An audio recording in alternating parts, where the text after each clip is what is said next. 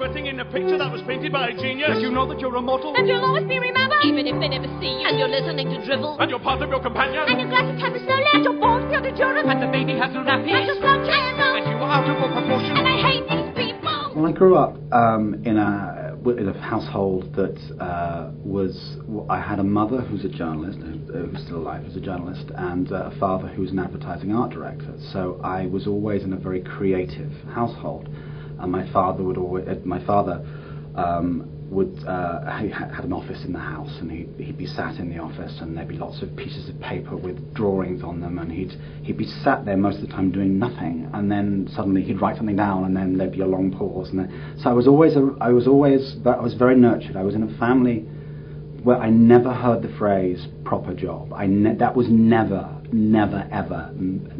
mentioned. And so my father, in advertising in the 80s in London, it was one of the great. He said London was such a huge. Soho was filled with animation studios, and I was obsessed with films and theatre and animation and stop motion animation and special effects, and it was something that I sort of got very nerdy about to a certain extent. Which I still am, and I became sort of transfixed by the two things, and often one would take precedent over the other. I directed plays at school when I was 14, 15, 16. Theatre became my true love, and it is my true love. It's my first and real love, and I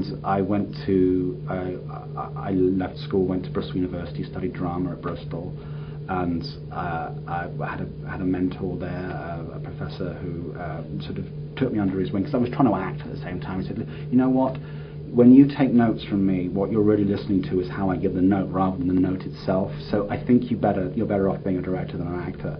And whilst at university, I directed a production of Sweeney Todd, with huge ambition and lots of gusto, and if I'd look back at it now, I'd probably be mortified. And the lighting operator was a first year. I was a second year. The lighting operator was a guy called David Babani, who was this kid. I mean, he was 19. I was 21, and he was an entrepreneur and a producer all the way back then, and he said, if you could direct anything you wanted to in London on the Fringe, what would you want to direct? And I said, Assassins.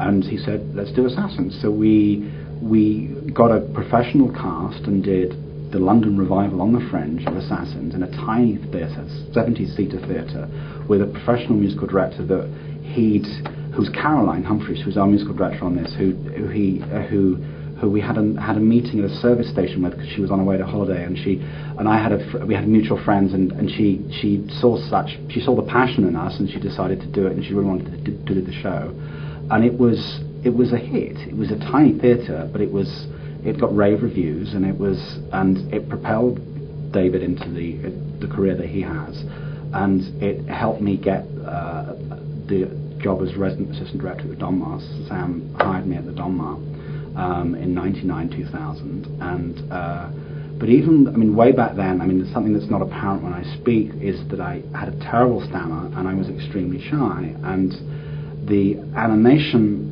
side of it, outside of my life, sort of fed that, because I could hide away, and I could create, and it could be solitary, and I could be on my own, and I didn't have to deal with people, because as a stammerer, when it was at its worst, my fear was the phone and other people. And I left the Donmar.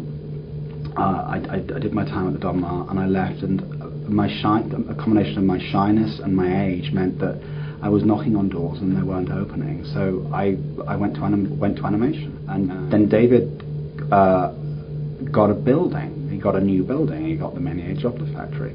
And I remember walking in there in 2003, the end of 2003, and he said, "It's this new building, and it's like a little warehouse space with it's this extremely versatile, low-ceilinged theatre that's, because it's not really a theatre, you can rearrange it, do what you want. It's 160 capacity, so 150, 160, and so he said, "What do you want to do?" And I said something about George as a joke.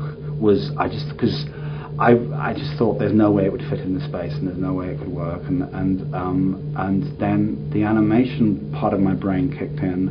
I first discovered sometime, it was the London production of Into the Woods in 1991, so I was a teenager, I was still at school, and this school teacher, who was this huge influence to me, said, "You've got to go and see this." So I went to see it, and I was blown away. It was so unlike anything, so I'd had this experience of theatre that was very classical, and I'd had this experience of musicals, which was the sort of the more commercial end of the more marketable, let's say, end of musical theatre, and I'd never experienced anything that met the two met together, and the material Into the Woods really resonated with me. I remember feeling utterly drained, both emotionally and intellectually. It's just, I was a kid. I just was like, wow, this stuff exists. And then I listened to every single one of the shows, and as you do, you listen to them and you imagine them in your head. And Sunday was one I listened to, and I could picture, and I thought, well, that's fascinating. It's really interesting, but emotionally I kind of connected with it, but not totally, because I think I was too young in a way to really appreciate it. You are complete, George. You are your own. We do not belong together. You are complete, George. You all alone. I am unfinished. I am diminished, with or without you.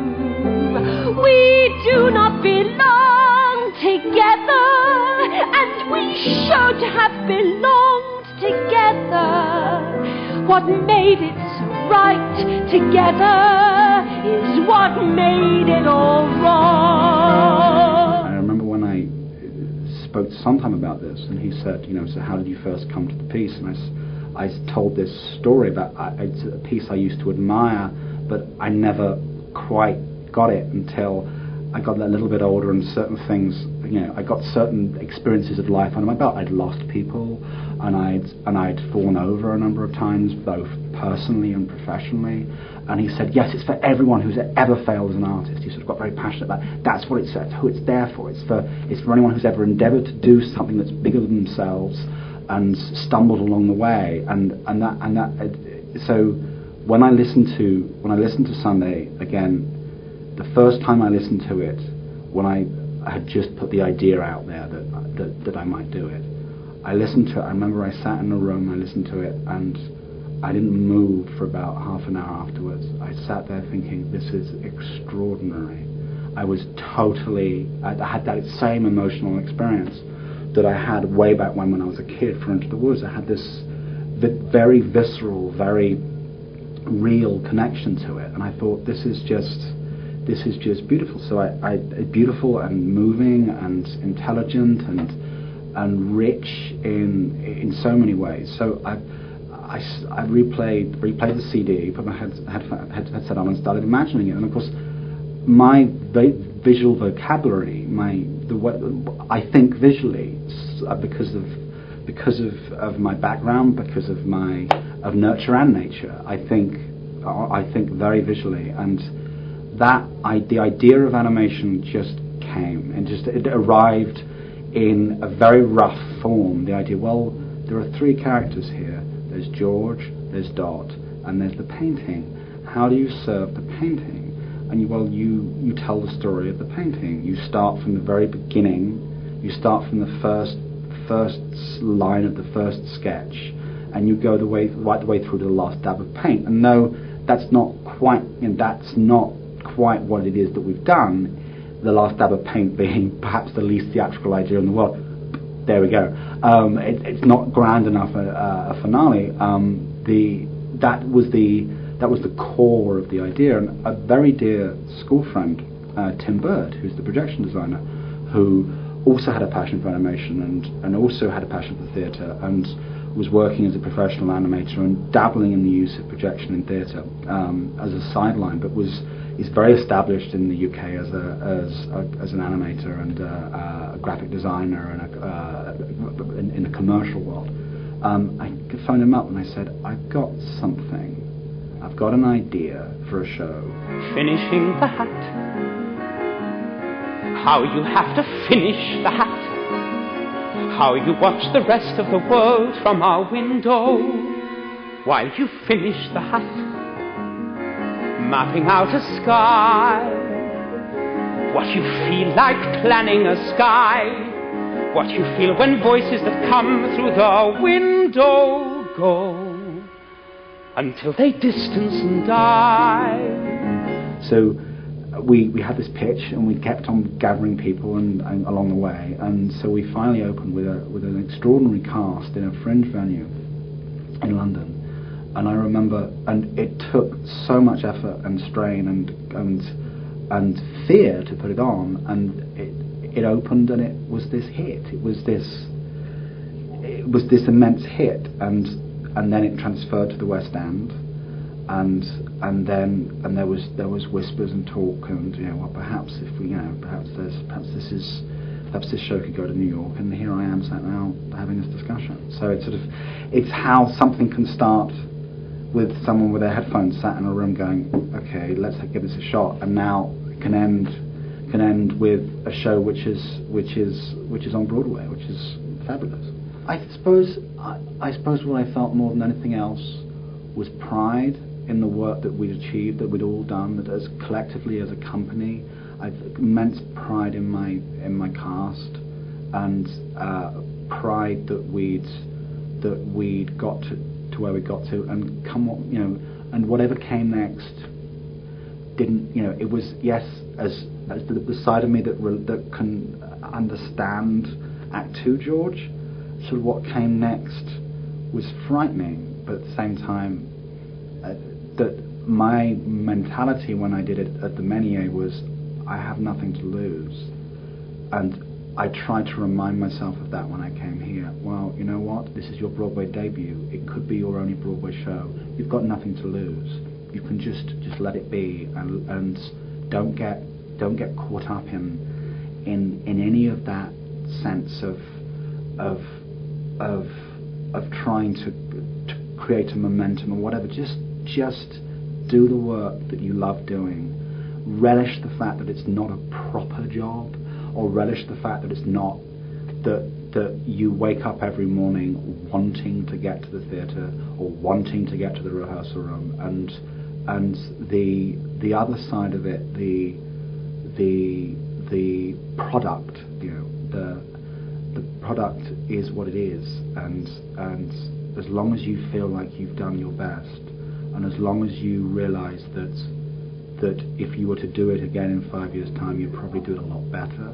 That you don't feel that this is that you don't ever get caught up in that, then it's about, everything to me is process, not product. It's about taking the journey and going and doing the best you can, and if what you arrive at the end succeeds on your terms, then it's good, and I suppose stop worrying if your vision is new. Let others make that decision. They usually do. Every time I hear that line, especially during previews, I giggled, because I thought, yeah, okay, Sam, just listen to that. You cannot run amok up here. You're stuck up here in